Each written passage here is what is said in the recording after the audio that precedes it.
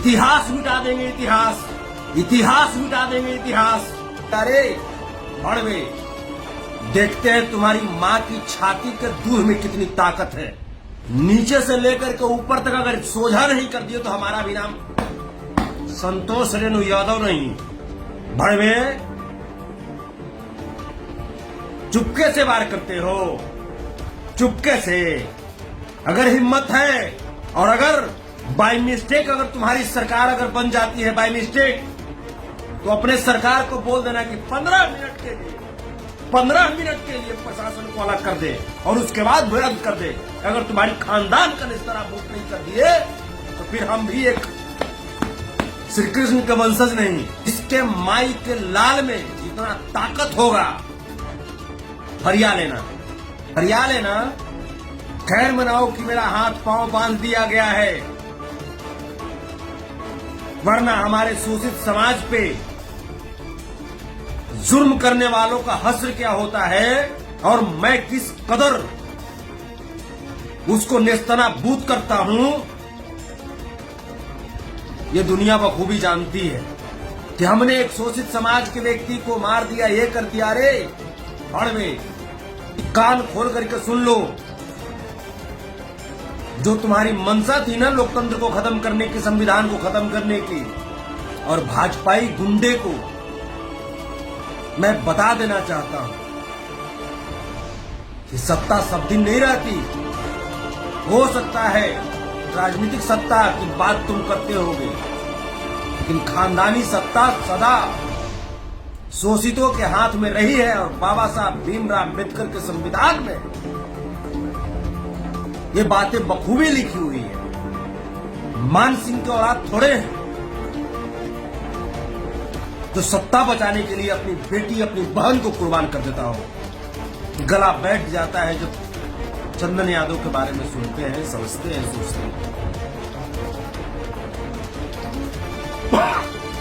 और ये सामंती लोग, ये सामंतवादी व्यवस्था, ये भाजपाई सामंती गुंडे, चिंदी चोरी गुंडे, इसका जवाब तो मिलेगा। आज नहीं तो कल, लेकिन फल तो मिलेगा। जिन्होंने बेटी की रक्षा हेतु अपने आप को शहीद कर लिया, उस कोख को नमन करते हैं जिस कोख ने चंदन यादव जैसा दिलेर बेटा पैदा किया होगा। कुछ क्रांतिकारी साथी कष्ट में होंगे, तकलीफ में होंगे, क्योंकि बात ही कुछ ऐसी है। जिस प्रकार से छपरा सारण की धरती पर लोकसभा चुनाव 2024 के 5वें चरण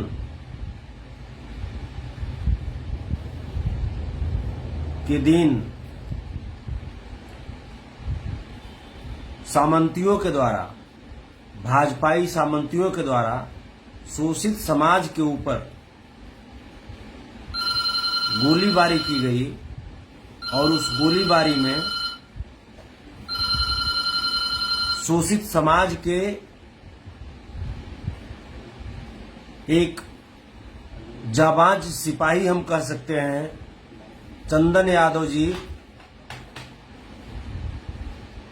जिन्होंने बेटी की रक्षा हेतु अपने आप को शहीद कर लिया। सबसे पहले इस लाइव में हम अपने भाई, अपने जाबाज सिपाही स्वर्गीय चंदन यादव जी की पवित्र आत्मा को कोटि कोटि प्रणाम करते हैं, नमन करते हैं, और उस कोख को नमन करते हैं जिस कोख ने चंदन यादव जैसा दिलेर बेटा पैदा किया होगा।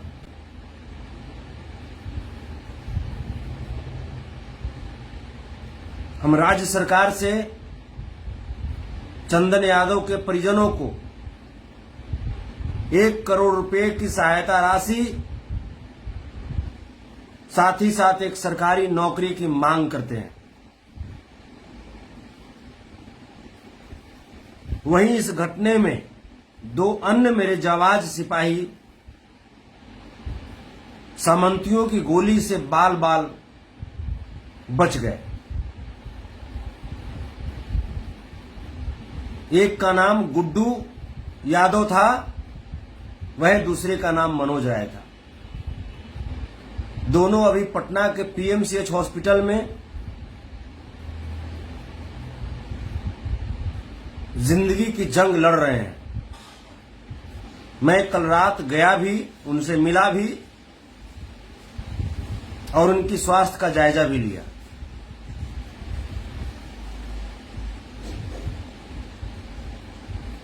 मैं इस लाइव के माध्यम से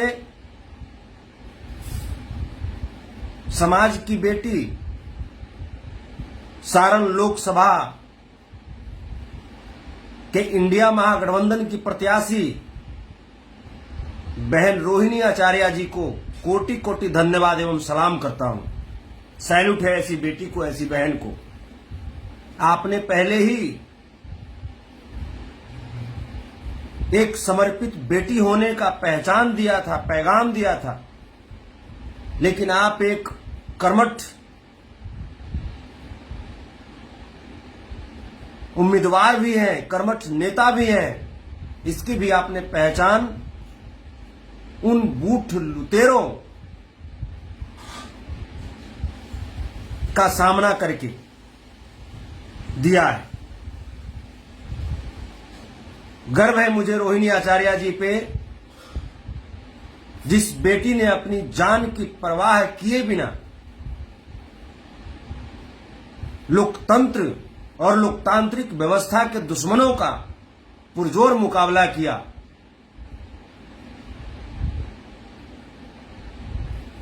और ये सामंती लोग, ये सामंतवादी व्यवस्था, ये भाजपाई सामंती गुंडे, चिंदी चोरी गुंडे हमारी बेटी, हमारी बहन, समाज की बेटी रोहिणी आचार्य जी को जिस प्रकार से भद्दी भद्दी गालियां दे करके अपमानित करने का, उनका मनोबल तोड़ने का प्रयास किया,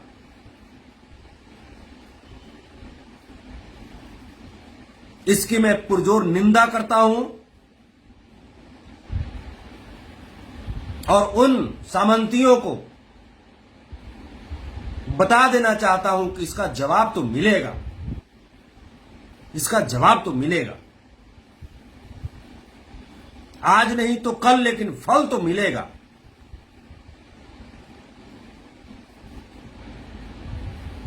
गला बैठ जाता है जब चंदन यादव के बारे में सुनते हैं, समझते हैं, सोचते हैं।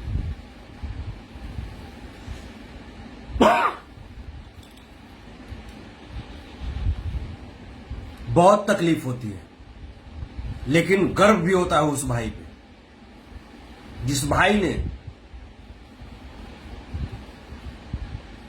शोषित समाज की मान सम्मान को जिंदा रखा।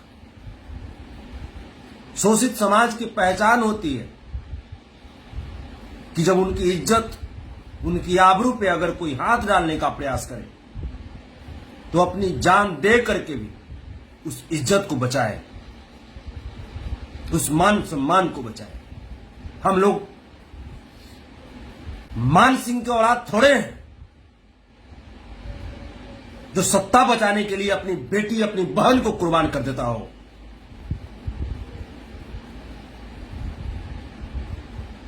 हमारी रगों में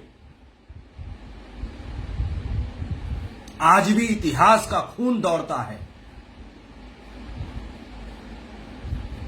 और भाजपाई गुंडे को मैं बता देना चाहता हूं कि सत्ता सब दिन नहीं रहती। हो सकता है राजनीतिक सत्ता की बात तुम करते होगे, लेकिन खानदानी सत्ता सदा शोषितों के हाथ में रही है। और बाबा साहब भीमराव अम्बेडकर के संविधान में ये बातें बखूबी लिखी हुई है। लोकतंत्र के हत्यारों, संविधान के हत्यारों, कान खोल करके सुन लो। जो तुम्हारी मंशा थी ना लोकतंत्र को खत्म करने की, संविधान को खत्म करने की, वो मंशा जब तक चंदन यादव जैसे कोहिनूर हीरा इस धरती पे हैं, जब तक गुड्डू यादव जैसे, मनोज यादव जैसे कोहिनूर हीरा हमारे शोषित समाज में हैं, तब तक बाबा साहब भीमराव अम्बेडकर के संविधान को कोई आंख भी नहीं दिखा पाएगा। बहुत लोग खुश होंगे कि हमने एक शोषित समाज के व्यक्ति को मार दिया, ये कर दिया। रे भड़वे, तुमने मारा नहीं, तेरी मां ने ऐसा लाल ही पैदा नहीं किया है जो शोषित समाज के किसी व्यक्ति को टच कर दे, बल्कि वो मेरा भाई शहीद हुआ है बेटियों के सम्मान में, इस संविधान की रक्षा करने में वो शहीद हुआ है।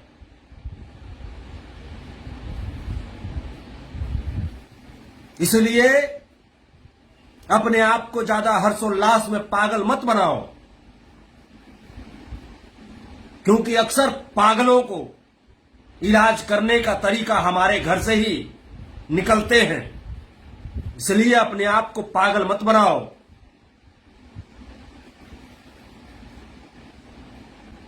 खैर मनाओ कि मेरा हाथ पांव बांध दिया गया है, वरना हमारे शोषित समाज पे जुर्म करने वालों का हश्र क्या होता है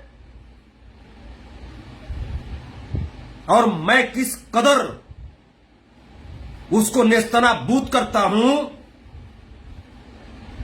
यह दुनिया बखूबी जानती है, बखूबी जानती है दुनिया। चाहे कटिहार की घटना देख लो, चाहे कल्याणपुर मोतिहारी का घटना देख लो, चाहे अंबा की घटना देख लो, बखूबी जानती है दुनिया। और रही बात छपरा की, तो छपरा मुबारकपुर में भी मैं पहुंचा था और यहां भी पहुंचूंगा। जिसके माई के लाल में जितना ताकत होगा, फरिया लेना, फरिया लेना। देखते हैं तुम्हारी मां की छाती के दूध में कितनी ताकत है। नीचे से लेकर के ऊपर तक अगर सोझा नहीं कर दिए तो हमारा भी नाम संतोष रेणु यादव नहीं। भड़वे, चुपके से वार करते हो, चुपके से। अगर हिम्मत है और अगर बाय मिस्टेक अगर तुम्हारी सरकार अगर बन जाती है बाय मिस्टेक, तो अपने सरकार को बोल देना कि 15 मिनट के लिए प्रशासन को अलग कर दे और उसके बाद विरोध कर दे। अगर तुम्हारी खानदान का निस्तराबूत नहीं कर दिए तो फिर हम भी एक श्री कृष्ण के वंशज नहीं। 15 मिनट, इतिहास मिटा देंगे, इतिहास। हम लोग धैर्य से हम लोग रख रहे हैं, संविधान पे भरोसा है, कानून पे भरोसा है, न्यायपालिका पे हम लोग को भरोसा है। तो इसका मतलब हम लोगों को कमजोर मत समझो।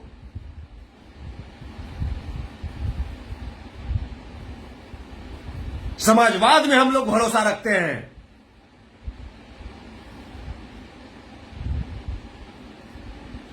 और जो भी लोग जो मुझे कॉल करते हैं, मुझे मैसेज करते हैं इस तरह की घटनाओं पे, मैं उनसे भी मैं बहुत तकलीफ में रहता हूं, मैं बहुत दुखी हूं। जब जब इस तरह की घटना घटती है तो आप मुझे कॉल करते हैं, संतोष जी कुछ कहिए, संतोष भाई कुछ बोलिए। आप ये क्यों नहीं सोचते कि संतोष भाई के ऊपर जब होता है उस समय कहां कौन हमको साथ देता है? बताइए आप। 10-10 बार मेरे ऊपर जानलेवा हमला हुआ, आज तक बताइए सरकार रहने के बावजूद सुरक्षा प्रदान मुझे नहीं किया गया।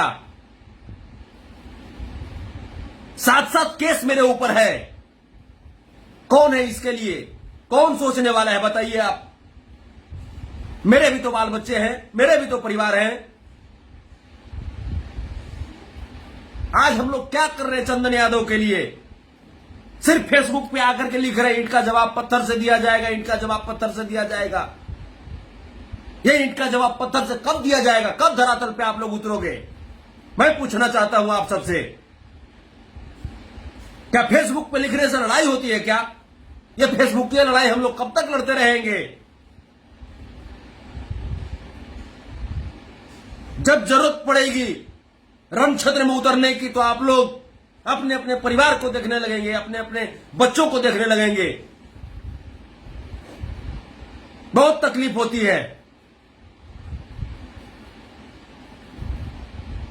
आज चंदन यादव इस दुनिया में नहीं रहे।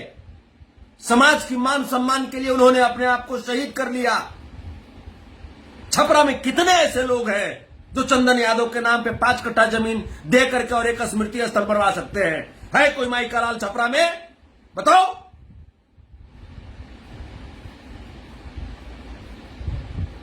चंदन यादव शहीद सिर्फ अपने घर के लिए नहीं हुआ था, सिर्फ रोहिणी आचार्य दीदी के लिए नहीं हुआ था, हमारे लिए भी शहीद हुए चंदन यादव, आपके लिए भी शहीद हुए चंदन यादव। कितने लोग ऐसे हैं बताइए, बताओ ना आप सब। वरना ये सब सामंती की इतनी ताकत हो गई थी कि हमारे भाई को टच कर देता, हमारे भाई को टच कर देता। ये हम सब की बुज़दिली है जिसका फायदा वो उठा रहा है।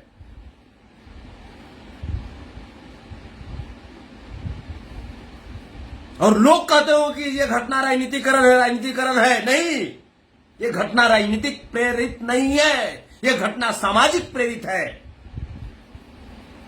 ये सामाजिक घटना है।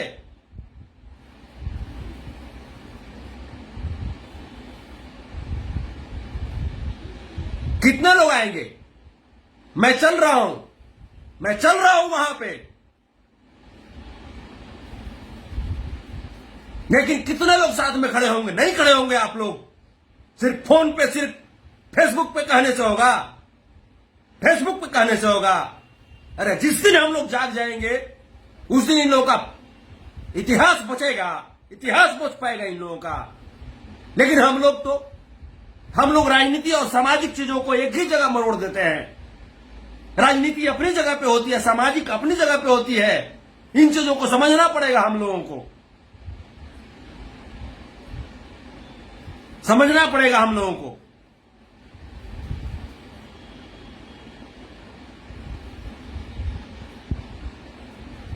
जन विश्वास यात्रा में हम घूमे, आप बताइए ना कितनी सुरक्षा मेरे पास थी, कितनी सुरक्षा मेरे पास थी। जन विश्वास यात्रा में मेरी गाड़ी खराब हो गई थी, उसके बावजूद हम घूम रहे थे। कहीं कभी उसके गाड़ी लेकर के, कभी उसके गाड़ी लेकर के, अपने घर का पैसा जला कर घूमे हैं। आप बताइए ना कितनी सुरक्षा मेरे पास थी, कौन सुरक्षा हमको दिया था? बताइए आप हमको। उसके बावजूद समाज के लिए लड़ता हूं, लड़ता रहूंगा, मर जाऊंगा, लेकिन पीछे नहीं हट सकता हूं। लेकिन तकलीफ इस बात की है कि जब मैं तकलीफ में होता हूं तो आप सब चुपचाप हो जाते हैं, चुपचाप बैठ जाते हैं आप सब। मुझे बदनाम कर दिया गया है कि जादव समाज की सिर्फ बात करता है। आप बताइए ना, कटिहार में जो मोना ठाकुर ने किया था उसके साथ में किया तो क्या गलत किया था? आप बताइए। 10 वर्षों में 350 बेटियों के साथ रेप किया था। जादव समाज की बेटियां थी, दलित समाज की बेटियां थी, पिछड़े समाज की बेटियां थी, अल्पसंख्यक समाज की बेटियां थी। जिसके साथ रेप किया था मोना ठाकुर, मैं उसके साम्राज्य को खत्म करने का मैंने प्रयास किया और अंततः आप लोग के प्रयास से उसका साम्राज्य खत्म हुआ। तो क्या गलत था? कल्याणपुर में मेरे समाज के भाई का सर मुड़ दिया गया था, उज्जवल यादव का थूक चढ़वाया गया था। उसके खिलाफ मैंने बिल्कुल फूका मैंने बिल्कुल उस सामंतियों के खिलाफ। तो क्या गलत था? आप बताइए मुझे। वहां भी मेरे ऊपर केस हुआ, कटिहार में भी मेरे ऊपर केस हुआ, मुबारकपुर में जब घटनाएं घटित हुई वहां पे भी संतोष रेणु यादव पहुंचा। क्या हमारे पास 75 जान है? क्या हमारे पास 75 हृदय है? हमारे पास भी तो एक ही हृदय है ना। जिस दिन हृदय की गति रुक जाएगी, कौन आएगा, कौन चिल्लाने के लिए आएगा आपके बीच? क्योंकि आप सोए हुए व्यक्ति हैं, सोए हुए व्यक्ति हैं। आप चूड़ी पहन लीजिए, चूड़ी पहन लीजिए। मुझे भीतर गुस्सा नहीं आता था, लेकिन गुस्सा इसलिए है क्योंकि आप सो गए हैं, सिर्फ फेसबुक पे लिखते हैं ईंट का जवाब पत्थर से देंगे, ये चलाएंगे, वो चलाएंगे, तीर चलाएंगे, भाला चलाएंगे, ये सिर्फ आप फेसबुक पे लिखते हैं। कुछ नहीं आप कर पाएंगे। आपके घर से बेटियों को उठा करके लेकर चला जाएगा, फिर भी आप कुछ नहीं करेंगे। रोहिणी आचार्य का मतलब कोई मामूली बात है? मामूली बात है? ये 3 टके के भड़वे लोग रोहिणी आचार्य को उल्टा पुल्टा बोलेंगे। किस बात की कमी रोहिणी आचार्य के पास थी? क्या उनके पास खाने के लिए पैसा नहीं है जो चुनाव लड़ने के लिए आई हैं? वो चुनाव हमारे और आपके अधिकार को दिलाने के लिए आई हैं। वो हमारे आपके अधिकार को दिलाने के लिए वो संघर्ष कर रही थी। कितने लोगों ने बोला, कितने लोगों ने पोस्ट किया, कितने लोग पहुंचे वहां पे, बताइए आप।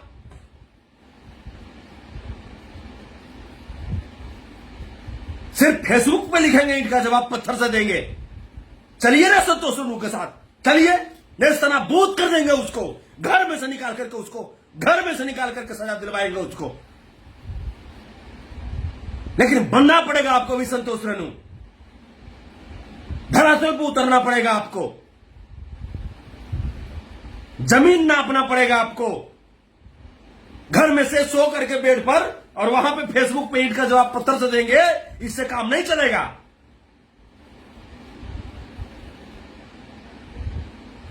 बहुत आसान है किसी को भी दोष लगा देना। लालू जी को दोष लगा देना, तेजस्वी जी को दोष लगा देना बहुत आसान है। लेकिन अपने अंदर झांक करके देखिए, लालू प्रसाद यादव जी एक राजनेता हैं, तेजस्वी यादव जी एक राजनेता हैं, और वो कभी भी कुछ भी बात करेंगे वो पॉलिटिकल दृष्टिकोण से ही बात कर सकते हैं। ये उनकी मजबूरी है। आप तो एक नेता नहीं है ना, आप तो एक समाज के व्यक्ति हैं ना।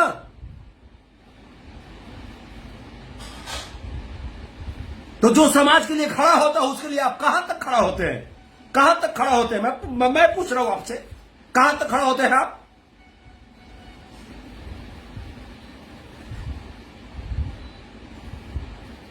सीखना होगा आपको भी, अन्य समाज की तरह आपको भी सीखना होगा। आप याद कीजिए, सुखदेव गोगामेडी की हत्या के बाद यह समाज के लोग ने पूरे देश को हिला दिया था, पूरे देश को हिला दिया था। है आपके अंदर कुवत, है ताकत आपके अंदर, है ऐसी एकता आपके अंदर? आप तो भाई फूल करके गुब्बारा हो गए हैं कि हम इतनी जनसंख्या में हैं, 85% हम लोग हैं, 85% हम लोग हैं। अरे चुन चुन करके ऐसे ही खत्म कर देगा, खत्म कर देगा। वरना जागिए, जागिए, अभी भी हम बोल रहे हैं। अगर नहीं जागिएगा तो कोई बात नहीं। संतोष रेणु तो चुप होकर के बैठने वाला नहीं है। हमसे बर्दाश्त नहीं हो सकता। हम पहुंचेंगे, वहां पे पहुंचेंगे और देखते हैं किस मां की लाल के अंदर इतनी ताकत है जो हमारे समाज को आंख दिखा देगा। पहुंच रहे हैं, हम पहुंचते हैं। बहुत जल्दी तिथि तय करते हैं, बहुत जल्दी तिथि तय करते हैं।